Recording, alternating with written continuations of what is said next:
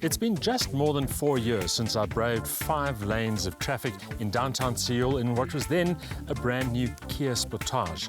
At the time, I predicted that this car would change perceptions about Korean vehicles and about Kia as a brand forever.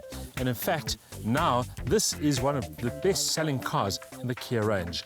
Which brings us to the 2014 freshly updated Kia Sportage. There's no real reason for Kia to update the Sportage. It's been popular since launch and has a long list of awards and accolades to its name.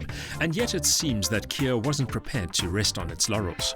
Or perhaps it's proof of just how competitive the compact SUV segment really is. Ironically, the Hyundai iX35 is one of the Sportage's closest rivals.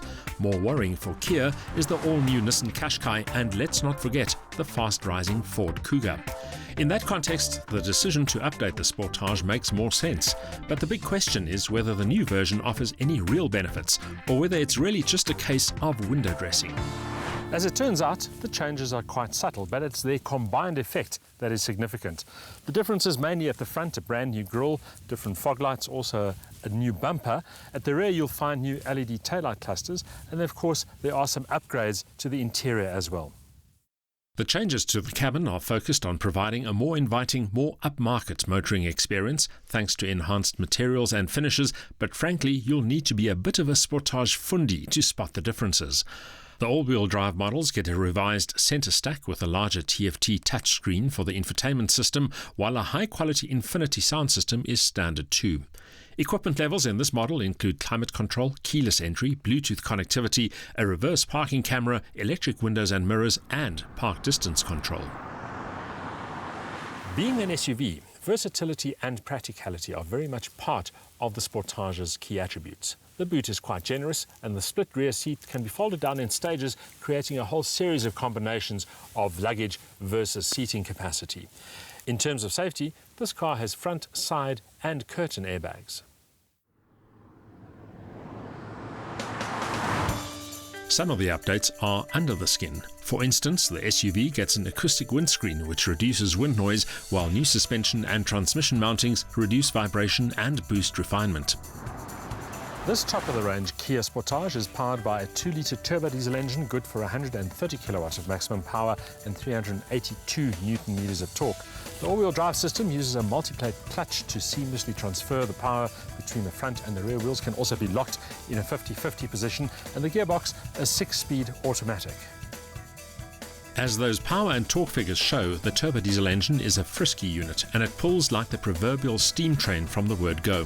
In-gear tractability is excellent, and there's enough mid-range punch to make kick-down downshifts unnecessary. Kia's claimed 7.3 litres per 100 kilometre fuel consumption is perhaps a little optimistic, but a figure in the low to mid-8s is certainly possible. As for the performance stats, the Kia sprints from 0 to 100 in 9.8 seconds, which is quite sprightly for a 1.6-ton SUV. Top speed, a useful 195 kilometers an hour. Handling is pretty straightforward, a little bit of understeer under duress, and of course quite sure-footed on the dirt because of the all-wheel drive system. However, one should remember that without low range, this is not an all-terrainer for the rough stuff. Still, the Kia will go many places normal cars don't. Its raised ride height provides ample clearance, and the relatively short front and rear overhangs also contribute to an inherent agility even off the beaten track. It's that ability to swap tar for gravel at will and to traverse pothole tar with less trepidation than in a passenger car that is one of the Kia's key attractions. Although it has to be said that those 18-inch wheels and low-profile rubber are better suited to tar than dirt.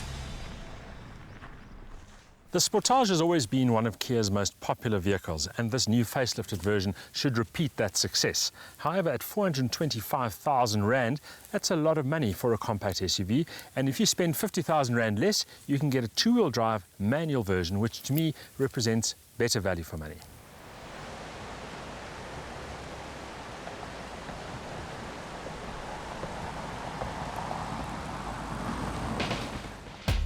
A willing 2-litre turbo diesel and seamless all-wheel drive combine to deliver versatile dynamics on and off the road. It has plenty of standard kit too, but at a price, suggesting that the two-wheel drive manual gearbox version might be the better value buy.